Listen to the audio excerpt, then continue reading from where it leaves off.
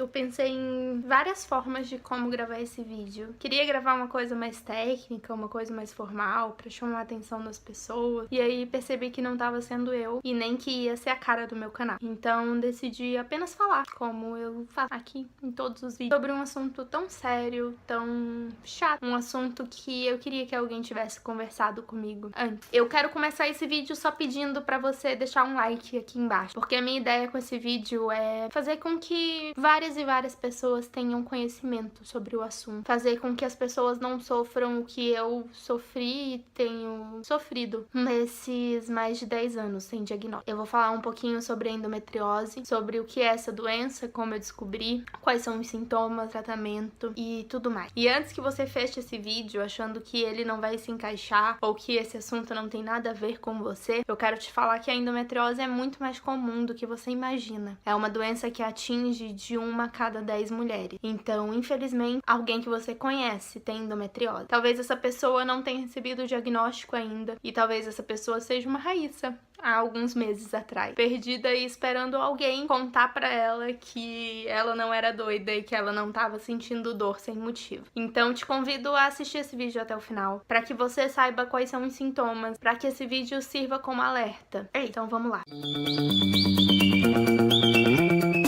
Eu não sou profissional da saúde, eu nem faço faculdade na área, eu curso administração, então não esperem ver termos técnicos aqui ou nada muito profissional. O que eu sei sobre a endometriose é que o endométrio é a camada mais interna do útero e que é ele que descama e causa a nossa menstruação. Em portadoras de endometriose, os médicos ainda não sabem explicar por que isso acontece, mas nas mulheres que são portadoras de endometriose, ao invés do endométrio descamar e sair pelo canal vaginal como menstruação, ele sobe e vai para os outros órgãos e fica grudado em outros órgãos. Ele pode ficar nos ovários, ele pode ficar no intestino, ele pode ficar na bexiga, ele pode ir pros rins, enfim, pode chegar até no cérebro. Eu não sei falar sobre todos os sintomas da endometriose, eu posso falar um pouquinho sobre os sintomas que eu tenho, para que você talvez se reconheça em algum deles e procure um médico, um especialista. Mas antes de falar sobre isso, eu quero falar sobre a minha trajetória com doença. Eu tive a minha primeira menstruação nos 13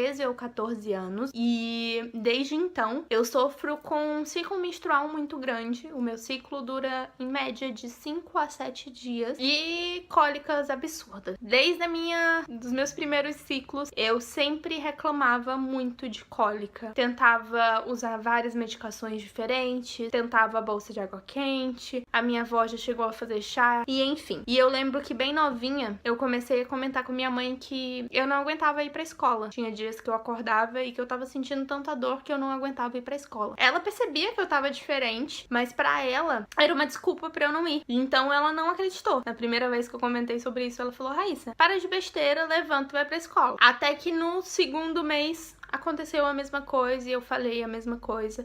E ela foi percebendo que não era uma desculpa, era algo que sempre acontecia. Toda vez que eu menstruava, eu tinha muitas cólicas e uma cólica tão forte que me impedia de fazer coisas básicas. Me impedia de brincar de boneca, me impedia de ir ao shopping, não só a fazeres obrigatórios, me impedia dos lazeres também. E aí minha mãe resolveu me levar no médico, a gente procurou um ginecologista, inclusive foi o meu obstetra, o obstetra que fez meu parto, e ele acompanha a gente até hoje. E eu era muito nova ainda, não prestei atenção na consulta inteira, mas eu lembro que ele me pediu pra começar a tomar remédio antes de sentir a cólica. Ele falou que tudo bem, que isso às vezes acontecia, que quando eu começasse a tomar anticoncepcional isso iria melhorar. Como eu era muito nova e muito criançona, a minha mãe e o médico não quiseram me dar anticoncepcional naquela época, e eu fui pra casa, ele me passou um remedinho, tipo Atroveran, Buscopan, alguma coisa do tipo, e eu comecei a tomar essa medicação antes da menstruação. Minha menstruação sempre veio de 30 em 30 dias. Hoje em dia que ela tá vindo um pouquinho antes, ela deu uma antecipada, mas naquela época era certinha de 30 em 30 dias. Então sempre quando fazia 28 dias eu começava a tomar a medicação. E aí uma medicação que eu deveria tomar só 3 vezes normalmente, eu tava tomando mais de 10 vezes. Porque o ciclo durava de 5 a 7, tinha que tomar 2 dias antes, 2 dias depois, e aí ficava nisso. Acontecia que com o tempo aquela medicação deixava de fazer efeito e eu tinha que voltar no médico e testar uma outra medicação. Eu lembro nitidamente que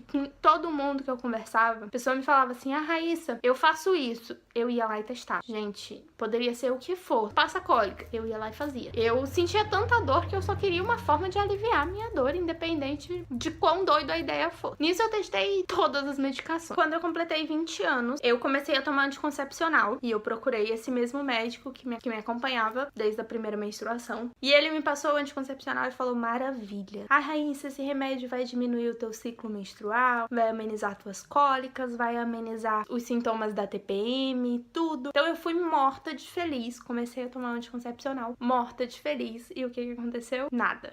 Gente, não mudou nada.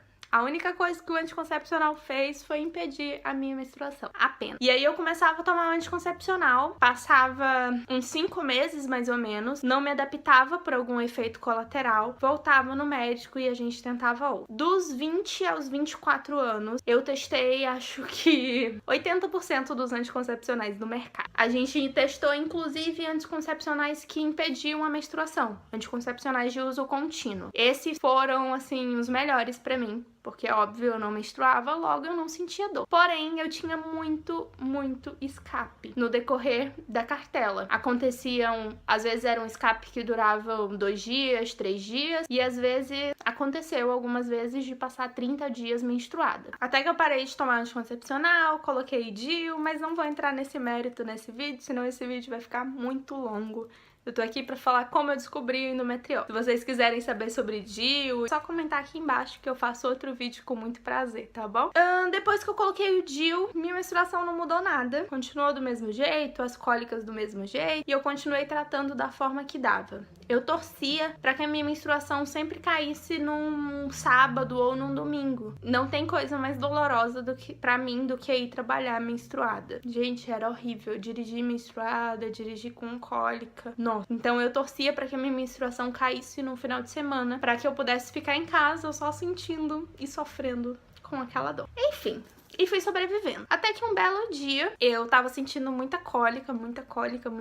Tava tomando medicação, tava botando bolsinha de água quente. Nesses últimos dias, eu comecei a misturar medicações. Eu tomo medicações pra cólicas há mais de 10 anos. Então eu acredito que elas nem fazem mais efeito no meu corpo. E aí, o que eu fazia? Eu pegava uma marca de uma medicação, 1 hora depois eu tomava outra marca de medicação. Com isso, minha pressão às vezes dava uma caída. Eu fiz tudo isso por conta própria. Gente, pelo amor de Deus, não imitem isso, tá? Era pra vocês terem uma noção de como era meu desespero pra aliviar aquela dor. E aí, um belo dia, fui parar no hospital, porque a cólica tava tão forte que irradiou pras minhas pernas e pra uma dor aqui, como se fosse uma dor nos rins. Era dos dois, pegava os 2 lados da minha cólica e bem no finalzinho, assim, da coluna. E aí eu saí correndo pro hospital e falei: meu Deus, eu tô com infecção urinária, ou então eu tô com pedra nos rins, ou eu tô com apendicite, corre pro hospital. Cheguei no hospital às 18 horas, saí do hospital meia-noite. Fiz uma bateria de exame, tomei uma série de medicações, continuava com dor. Gente, eu cheguei a chorar no hospital, porque as medicações não estavam passando a minha dor. Como eu passei muito tempo no hospital, eu peguei 2 trocas de plantão.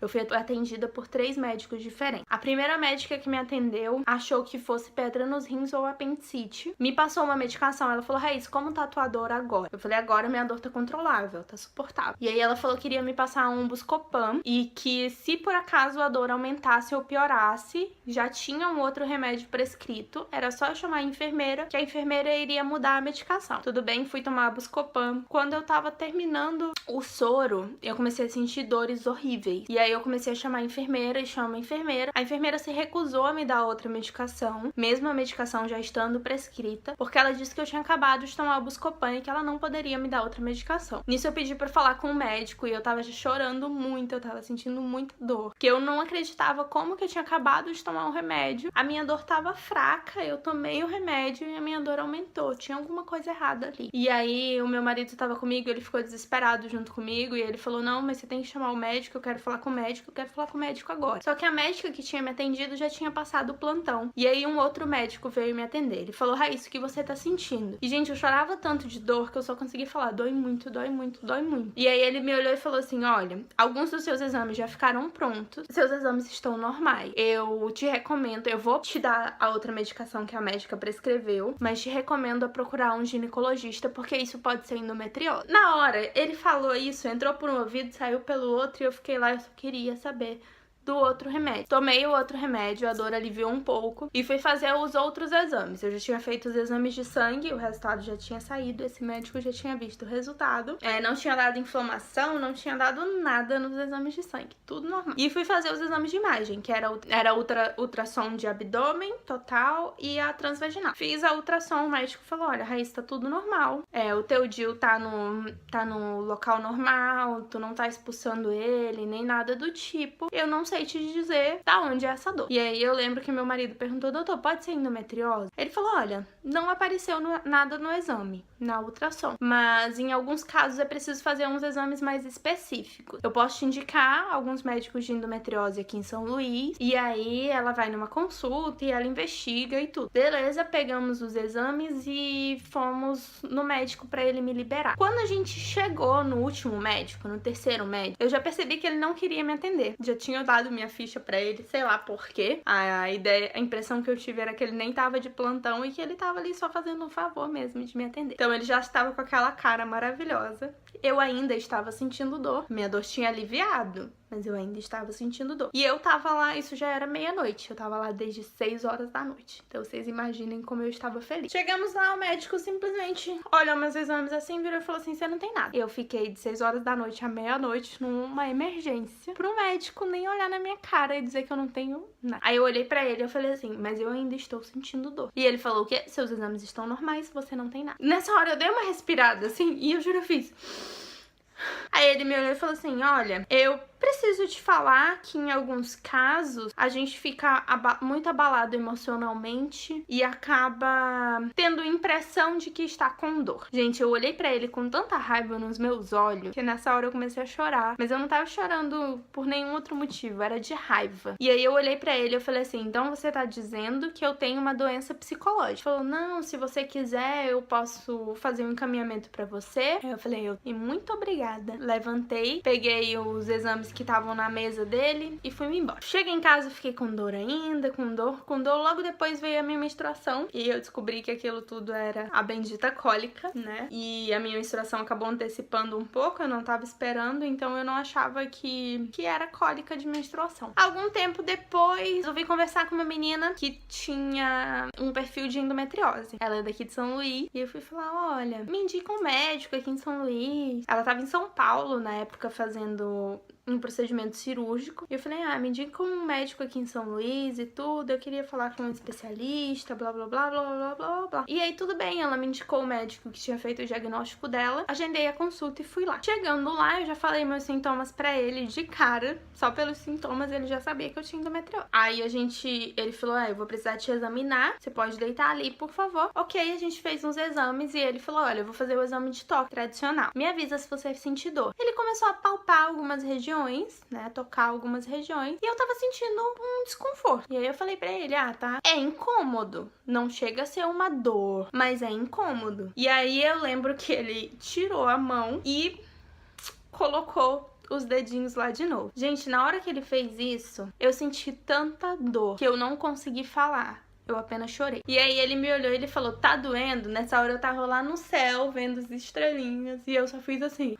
E ele falou, então é endometriose. Eu vou te passar uma ultrassom transvaginal com preparo intestinal. E eu quero que você faça só pra gente saber em que área tá a sua endometriose, pra gente saber como vai tratar. Vim pra casa e fiquei meio assim, meu Deus, eu tenho endometriose, eu preciso saber o que é endometriose, porque pra mim, endometriose era uma doencinha que te dava cólicas um pouquinho mais fortes que o normal. E aí, nisso começou a minha saga de pesquisa do que é endometriose. Chegou o dia de fazer a ultrassom transvaginal. Inclusive, quero abrir um parêntese aqui sobre os exames que a gente precisa fazer para diagnosticar a endometriose. Os médicos gostam de dizer que o primeiro exame é o diálogo. Assim que a paciente começa a falar os sintomas que ela tem, o médico que foi especialista em endometriose consegue identificar, e aí ele já confirma só pelos sintomas. O segundo exame que pode ser feito é o toque, que os médicos especialistas conseguem saber exatamente as áreas mais comuns de lesão de endometriose e conseguem identificar pelo toque. É doloroso? É doloroso. Se você tiver endometriose, você vai sentir um pouquinho de dor. Mas, meu amor, se você tem endometriose, se tem uma coisa que você está acostumada nessa sua vida, é sentir dor. Então, né? Vamos lá. Essa pelo menos vai ser uma dor positiva. Vai ser pra você confirmar o diagnóstico. E aí, os outros dois exames que você pode fazer pra confirmar é a ultrassom transvaginal com preparo intestinal ou a ressonância magnética com preparo intestinal. Eu já cheguei a fazer ressonância magnética uma vez. Não foi com preparo intestinal, mas foi, inclusive, pra saber se eu tinha endometriose. Foi uma ginecologista que me passou. Mas, volto a dizer, nessa época eu não tinha noção do que era endometriose. O exame deu inconclusivo. Eu passei muito mal fazendo a ressonância, muito mal. Eu descobri que eu sou um pouco claustrofóbica, então é o tipo de exame que eu não pretendo repetir, como essa transvaginal. É aquela transvaginal normal que todo mundo é habituado a fazer. A única diferença é que você precisa fazer esse preparo intestinal, que é a base de laxantes e uma dieta mais restrita, bem restrita. Você passa um dia antes tomando vários laxantes e comendo pouquíssimas coisas, e aí no dia do exame você faz a transvaginal. O médico que vai fazer essa transvaginal precisa ser especialista em endometriose para poder diagnosticar, para poder saber, reconhecer os focos de endometriose. E aqui em São Luís eu não consegui fazer pelo plano, eu tive que pagar particular. É um exame bem carinho, foi R$450. Enfim, fiz a transvaginal. Eu lembro que o médico na hora não me disse nada, né? Ele perguntou sobre dores, enfim, os meus sintomas, mas ele não disse se tinha encontrado focos de endometriose nem nada. Eu fiquei super ansiosa, super nervosa. Quando foi no final do dia, o resultado chegou e o laudo vem bem explicativo, assim, vem bem fácil de identificar. E a conclusão do meu laudo foi que eu tenho endometriose intestinal profunda de aspecto infiltrativo. É um nome feio? É um nome feio. É um nome pesado? É um nome pesado. É um nome que te deixa assim: puta merda, estou lascada. Foi isso que eu pensei quando eu peguei o examezinho e li por conta própria. Marquei o retorno no médico, levei o exame no médico e ele, assim que olhou o meu exame, ele fez: nossa, o médico colocou aqui que você tem endometriose profunda. Então, eu vou te passar uma medicação. Isso, eu estou imitando meu médico. Eu vou te passar uma medicação, você vai fazer esse tratamento por 3 meses pra ver se tem melhora nos sintomas. Se você não tiver melhoras nos sintomas, você volta aqui que a gente vai ter que passar pro procedimento cirúrgico. Aí eu já fiz assim.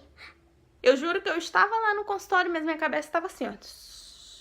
Aí eu perguntei, obviamente, aquilo que eu queria saber pro médico. Primeira pergunta que eu fiz: doutor, no exame diz que eu tenho endometriose intestinal, eu posso ter em outros lugares? Ele falou: muito provavelmente, quando você tem endometriose no intestino, você tem em outros órgãos. É que às vezes o exame não consegue mostrar, mas provavelmente você tem. Aí eu já fiquei assim: caramba, né? O negócio tá complicado aqui. Falei: doutor, eu posso ter dificuldade pra engravidar? Aí ele veio de novo com provavelmente. Provavelmente quem tem endometriose apresenta uma maior dificuldade para engravidar. Fui pra casa, iniciei o tratamento. Estou fazendo tratamento até agora. Eu tô na segunda cartela. É uma medicação específica para endometriose, não é um tratamento contraceptivo. Uma medicação meio chatinha que tem uma série de efeitos colaterais. Eu tô tendo uma série de efeitos colaterais e não notei até agora uma melhora nos sintomas. Por isso, eu agendei uma consulta com um médico especialista em endometriose lá em São Paulo. Eu tô indo para São Paulo agora em março. Vou fazer uma consulta com esse médico. Eu quero ouvir uma segunda